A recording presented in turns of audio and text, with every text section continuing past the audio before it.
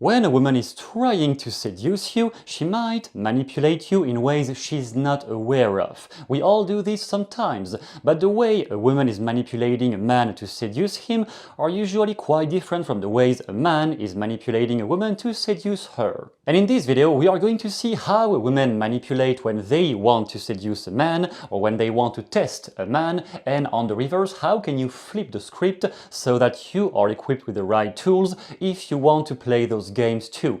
Not saying you will have to, just in case you're confronted with somebody who is trying to push your limits and see how far you can go in that example. So one of the biggest ways or main ways women use manipulation is by pulling away on purpose. Not just because she doesn't want to talk to you, but just to see how you are going to handle the hit, how you will handle the pressure. By doing this, pulling away and not really responding or making you wait on purpose, she might test your emotional stability, seeing if you deserve somebody like her, if she believes that she has a superior authority over you, and noticing if you can handle her based on her worldview. Also, she may just want attention. Sometimes if she's posting all day long her stories and keep checking who did watch her stories on Instagram or stuff like that, or if she's trying to keep you around and keep you in check but never really accepting to go with you anywhere in private, that may mean she just wants you as a buddy, or maybe she likes the attention you give to her, but she has no intention of moving forward. However, she may know deep down you want something more serious, and she's just playing on that without telling you out loud. So those are factors to stay aware of whenever you have a girl who's pulling away, who gave you some interest and then nothing happens, she's not responding anymore, she's kind of retreating into her life without communicating with you. Stay aware of those factors. Now, if you do want to keep her and make her come back, you can plant the seeds in many different ways that will open loops in her mind, in ways that will eventually, not guaranteed, make her addicted to how you speak and what you say. Therefore, she might be more inclined, not guaranteed, but she might be more inclined, even way more inclined, to actually pursue the conversation and the relationship with you. Tactic number 1, identity labels. Again, not something to use all the time, just something to know about in the background, because we all manipulate each other anyway, so knowing about all those techniques work might be useful for you. Identity labels are something used quite often by salespeople when they pre-qualify a prospect, saying, you must be somebody dedicated, Johnny. You look like somebody who's really ferocious in his life, who wants to take charge of things in his life.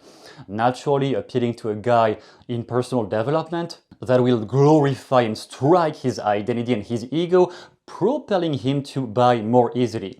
In the context of seduction, you might do something similar using some of those Barnum statements, also known in the Milton model as vague language. Oh, you look like someone who... If it is a woman, naturally, most women, like maybe 95% of them at least, feel like they always take care of others before they take care of themselves. They feel like they have to take the charge of everyone around them. They often feel like others can rely upon her, at least her best friends. Whenever you ask a girl, can your best friend rely on you? They're always going to say, yeah, I'm always here for her, she's always here for me. They feel like that among women. Among men, that depends, but among women all the time. At least they have one person like this in their life.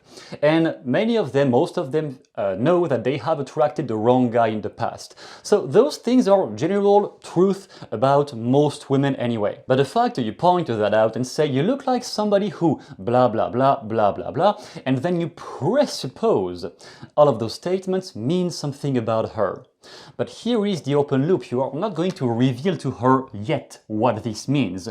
Obviously, you are going to let her ponder on what that might mean. And you don't make it clear if it is something positive or negative. That might be a mix of both. When she is intrigued and when she doesn't have the resolution to a conflict or problem you have posed about her identity, about who she is, naturally she will at least want to figure out more about what you just said, or figure out more about you. How do you know so many things about her? Do you really know her? Did you spy on her? Who knows? Obviously, don't overdo it. She might freak out if you try to play as the devil doing this. from experience, but you can use that in a playful way. Obviously, all of that has to remain at least a bit playful, without which she will just run away anyway. So you remain playful, but you presuppose you know things about her that she ignores, and you might tell her someday, but not yet. Let's just have a nicer conversation now. I don't want this to become too deep too fast, you know. So here you open the loop in her mind. Next tactic, the past boyfriend wound.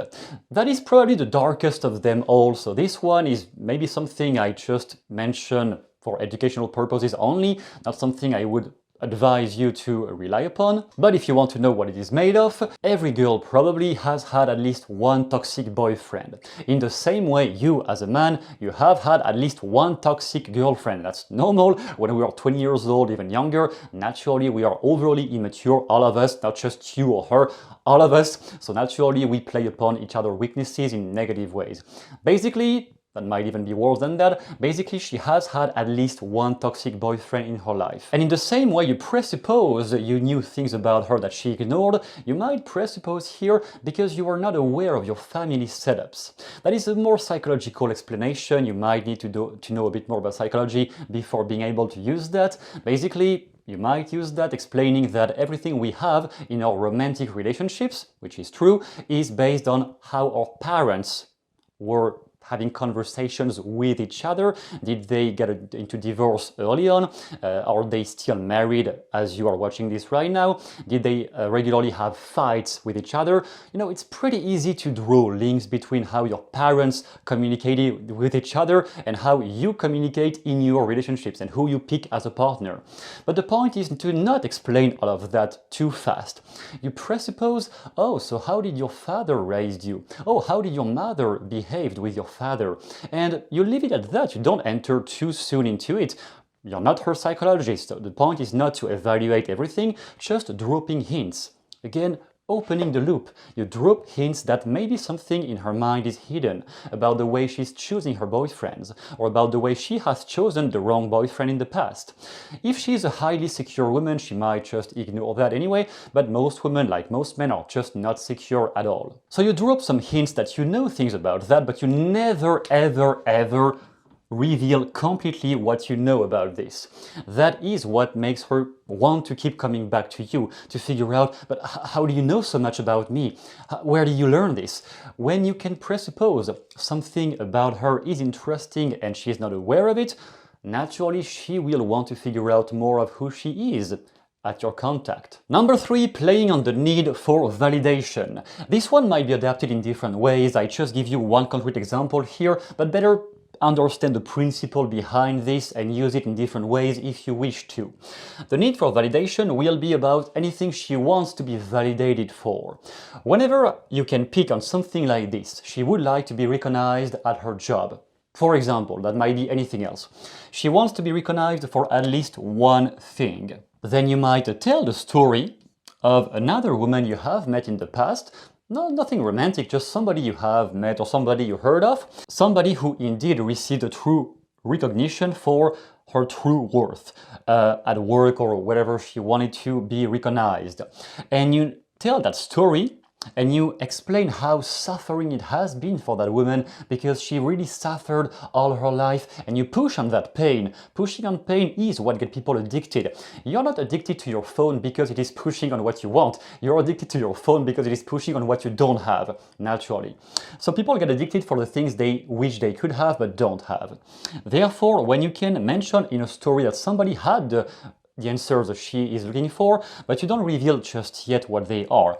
You say, maybe I will tell you what she did to finally become recognized for her true worth. I can tell you someday, but not yet, you know? And then you fractionate. You fractionate that state of intense fascination she might have because you talk about something she would like to be recognized for, and you fractionate that. You stop it here and you talk about something else. So I might add it here. You fractionate, which means you interrupt You interrupt her state and you lead into a different state. If you do this at the moment she was at peak interest, naturally she will want to come back to that conversation. And she might be the one reinitiating. She might be the one calling you back. She might be the one inviting you again. somewhere else, because now you have piqued her interest on something that had to relate to herself, her identity. Remember, as somebody told me long ago, when a guy talks about himself, for a woman, me, the guy, me, the guy, is in her ears, blah, blah, blah. She doesn't care about you, at least in the beginning. She just wants to fantasize, have her nice image of the nice, the great guy who's everything is perfect, but she's testing that all the time. And you can reverse that script by challenging her and putting intrigue based on the things she doesn't know about herself. Number 4, this one is a language pattern, kind of my specialty here. Would you raise your children like your parents raised you? That might be quite challenging, and that might go into trauma elicitation if you go too far with this one. So again, be careful. This is for educational purposes only. Almost only. So, would you raise your children like your parents raised you? The point is to make her reflect once again on what happened in her family that is causing, in any case, in any way, that is always causing how she's picking her boyfriends and how she might raise her children later. And that is also appealing to the mother instinct. So basically, that language pattern can have two responses, two results, depending on if her childhood was rather okay, gentle, quite nice, or if it was kind of traumatic and had difficult situations happening. If it was something traumatic, if she has been maybe not abused, but like she didn't really have great parents, many fucked up shit happened when she was a child, nothing about physical abuse at all, but just it was not really that nice. What could happen would be that it would relieve some trauma, not reliving the experience, but just reminding of something painful. As a result, she will get more engaged because she will want to prove to you, no, definitely not. I would want to do this and this and this differently. The only point is that now she gets emotionally engaged in the conversation. When you make her talk about this, again, she talks about herself, so she gets more hooked in the conversation anyway, but she might get more vulnerable in that case. If something bad happened with her parents, raising her, she might get way more vulnerable to you, therefore, use that responsively, please. She might get much more vulnerable with you as you ask that question and guide her into revealing all of that information. And on the other side, if her childhood has been great, then she has mostly good memories of what happened, and in that case, she will feel more connected to you. Because when we reveal some deeply emotionally gratifying experiences to somebody else, we naturally feel more connected to that person because we feel like we have shared some hidden or deeper part of our identity. And finally, number 5, list why a man should choose you, should like you. This one I would not even call manipulation, and actually none of them are manipulation. It is just about how you use them. You can be just flirtatious while using those tactics, or deeply manipulative if you try to go too far. But this one is really more on the verge of gentle flirtatious questions. So you ask her to make her validate herself to you. Instead of trying to brag about what's positive about you as a guy, which she doesn't care about anyway, because the biggest thing she cares about is herself, like most people, so she wants to know that she is of higher value in that context. When so many guys are trying to get her ass all day long, naturally this is boosting her ego. She may not like it consciously because, oh, they just treat me like a piece of meat, but she's still kind of getting her ego boosted by all of those guys hitting on her all day long.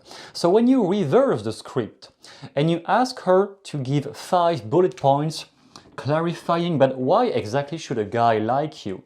I'm not saying you're not somebody like it, but I just want to clarify.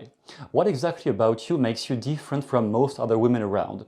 Looks aside, it's not about how physically you look like, what you look like. It is about your personality, your hobbies, whatever makes you different from all the other women around who could be better than you in the end. And then the main point, especially if she's got a big ego, the main point is to argue, to challenge. Not all of it, don't challenge everything she says either, but challenge at least 2 of the points she's giving. 5 reasons why a man should choose you. Whatever she says, whatever she gives you, challenge that. If she says, oh, because I have a great personality, how? How your personality is different from all the other women around? Why you? challenge her. That is placing you as the authority in that conversation. Instead of being the one who's trying to chase her, now she's getting swallowed into the frame where she has to validate that she is a good match for you, or at least for a man in general, which is naturally the essence of frame control. Whenever you can decide what the meaning of the interaction is at the moment you have the conversation with her. And if you want a good summary of the best hypnotic language patterns that can always guarantee you get inside her mind during a date or during a conversation, you have 5 of the best ones down below in the description that will show you exactly how you can plant the seeds early on so that she grows more attracted to you whenever you discuss about anything with her. That is down below. Have some fun with this. Remember, it has to remain playful. It is about connecting with each other as men and women, or as anything in between, and so you want to remain playful with all of that. The more playful you are, the bigger the chances are that you will sleep with somebody great tonight.